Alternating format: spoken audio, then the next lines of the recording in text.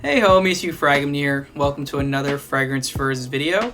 Today I got my special guest back, Torrey. You want to say hi to everybody? Hi. And today we're going to be talking about the house of Jo Malone, which we also got two. So this is going to be a weird Fragrance FIRSTS. Usually I do these right after I get a new fragrance from a house I'm not familiar with, but truth be told, I've had this one for a while. Oud and Bergamot Cologne Intense, but recently for Christmas, Tori's mom graciously bought me Myrrh and Tonka Cologne Intense, not knowing that I actually already have a Jo Malone. And funny enough, she actually almost got me this one, which I already own, which was, it just happened to be that she got a different one, which is fantastic, by the way. Shout out to you, Miss Patty, if you're watching. But before we begin discussing these, please remember to like and subscribe and let me know which houses I should check out next. And let's begin. So, do you want to start with Oud Bergamot first, or do you want to go to Myrrh and Tonka first? I don't know. No? Nothing particular? No. No? Okay, well, let's just do Oud and Bergamot. So, funny story behind this one. I happened to get a layover in San Francisco, and I was there for maybe like a solid hour. Like, my layover was super short. Didn't have a lot of time to get to my terminals. I was hauling ass all the way to my terminal, and on the way there I happened to pass a Jo Malone / Tom Ford boutique, which, I mean, in Houston we don't have those kind of stores in our airport, so I was kind of shocked. And as a frag head, like, I had to go in there and look at them, so went in there. Obviously I have a few Tom Fords, so I was like, okay, don't have any Jo Malone, let's go through, let's test these out, see which ones I really like. I went through and I ended up settling on this one, which I can say I've actually bought a airport fragrance, which I thought I would never do. So that was a first for me. So what do I get from this one? I'm going to spray it. It kind of sits in the same area as like Oud Wood to me personally. Not the same. It actually smells fresher.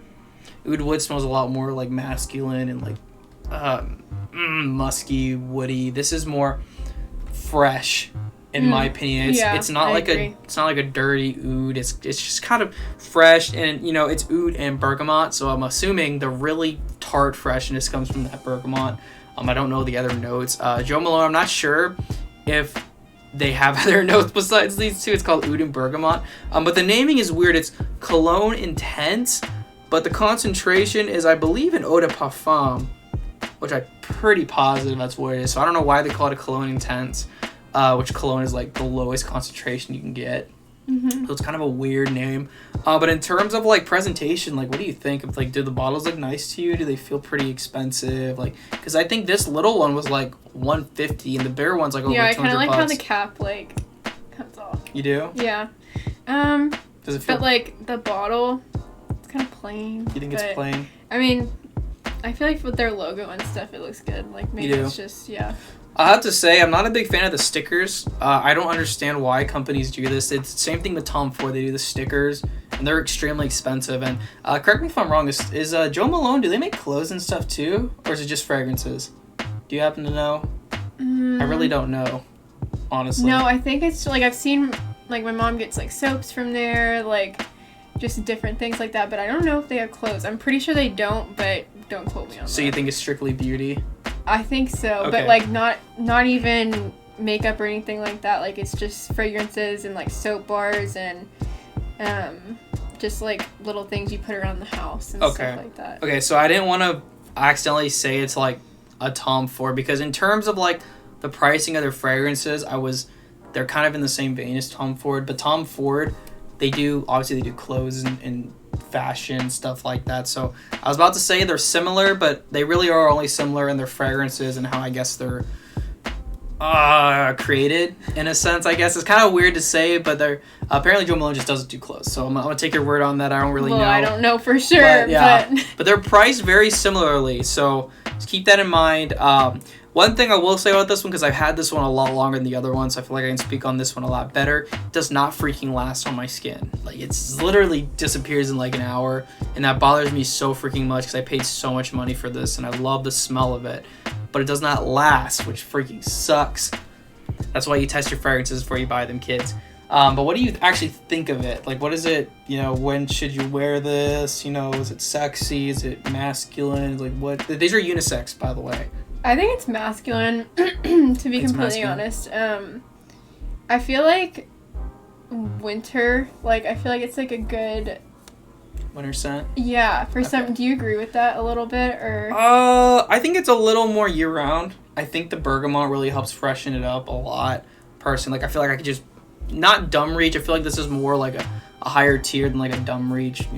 Just basic wear whenever you want. I think this is more fancy whenever you want to. It's if I went to dinner, a date, wedding, this is something I probably would reach for.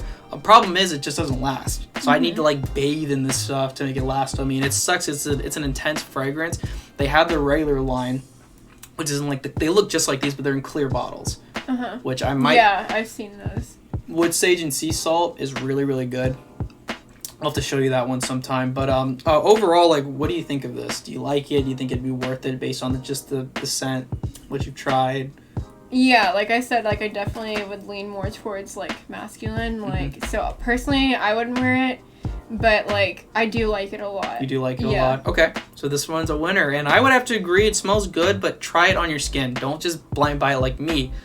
On the other hand, now we're going into Myrrh and Tonka, and I'm not going to lie to y'all, I feel really freaking stupid for not buying this one when I tried it out, because I underestimated the crap out of it. This stuff is awesome. And I have a giant bottle of it, which is awesome.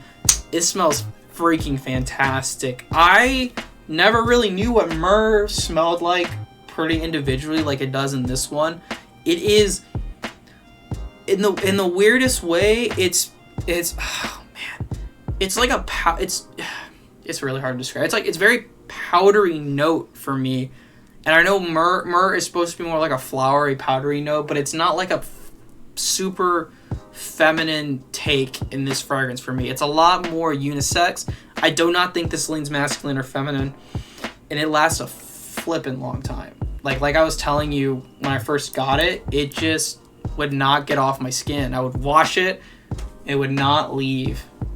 And if I had to choose between that one and this one, I would definitely go with that one, at least right now. For me personally, it's more of a winter scent. It lasts a freaking long time. It's a lot sweeter than oud and bergamot. And it just smells different. Oud and bergamot reminds me too much of oud wood. I just think they kind of took the same kind of style with it. But I'm gonna spray this because I love this fragrance. I've been wearing it a lot, especially to work and stuff, because I just it's been really cold, so I'm gonna compare the two. Can you undo it? Yeah.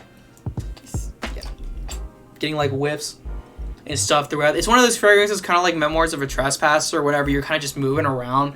You'll just catch wafts of it throughout the day. Even late in the day. I see what you're talking about with the cooler weather, with this one, and then this one. When I smell and compare the two, I definitely can see where you're coming from, with year round. So he's right about that. Thank you. You're not right about a lot of things. Oh, I'm just kidding. I try. I'm just kidding.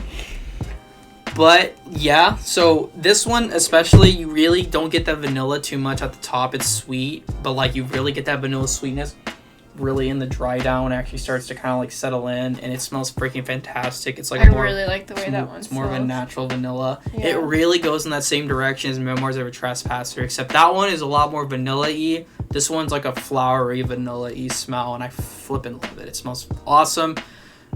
And I think that'll pretty much cover it. In terms of what you've smelled tonight, what do you think of the house? Do you think it's worth investing some time and energy into checking out more fragrances? Do you think maybe it's just not worth the time? What do you think?